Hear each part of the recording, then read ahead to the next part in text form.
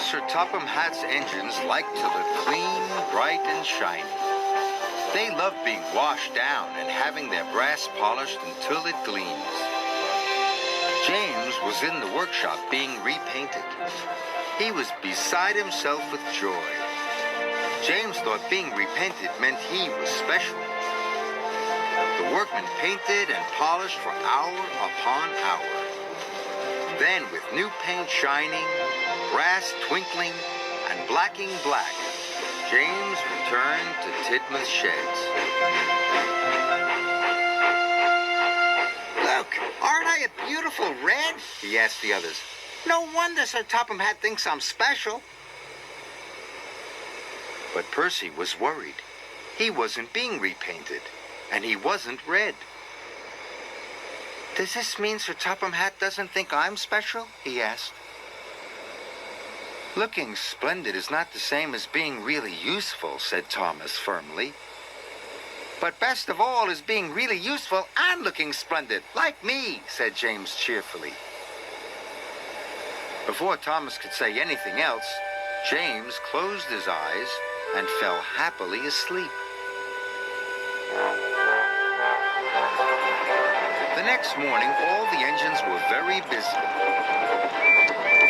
Percy was working at the coal plant. Thomas and Emily were taking passengers up and down the branch lines.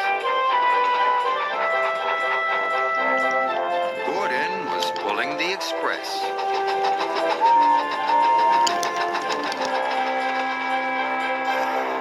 Sir Topham Hatt came to see James. He told him to join Percy at the coal plant at once. The coal cars must reach Brendam docks before the boat sails, so no dilly-dallying, he said. Yes, sir, said James, and he set off at once.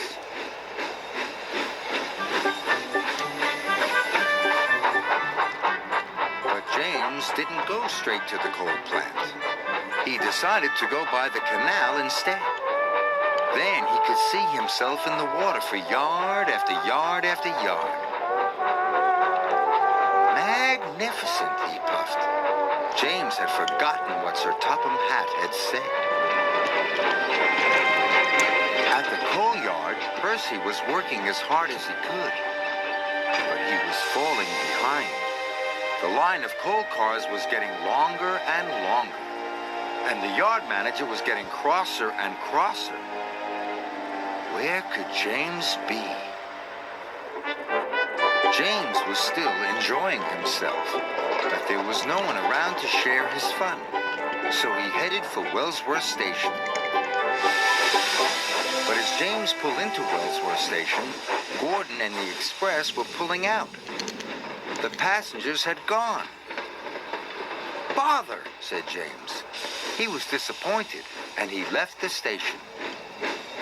James headed straight for the branch lines. James saw Thomas. Look at me, he puffed. Don't I look fine? You should be at work, called Thomas. But James didn't listen to Thomas. James was enjoying being James. But Percy wasn't enjoying being Percy. He was trying his hardest, but the troublesome trucks were being very naughty. Poor Percy was almost worn out. What will happen to the order now? Cried the yard manager. When James rolled into the coal plant, it was late in the afternoon. Percy was cross. So was the yard manager. To make up for lost time, he said, you must take an extra long line of coal cars to the docks. James was delighted. The docks were always bustling with engines and people. It's the place to be seen, he said. The troublesome trucks are being very naughty, warned Percy. But James still wasn't listening.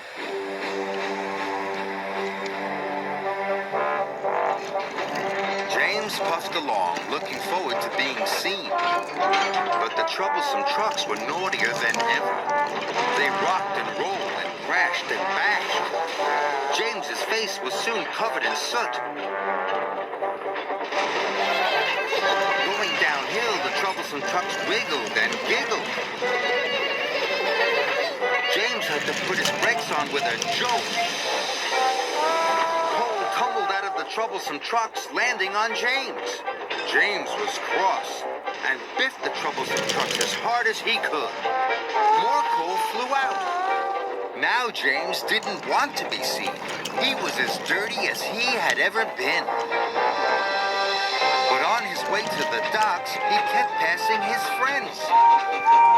He passed Emily. And Edward. And Thomas. Thomas thought the only red thing left on James was his face. James trundled into Brendam Docks. He hoped no one would see him. But Gordon was at the docks with the express. He could not believe his eyes. He thought James was the grubbiest, grimiest, dustiest, dirtiest engine he had ever seen.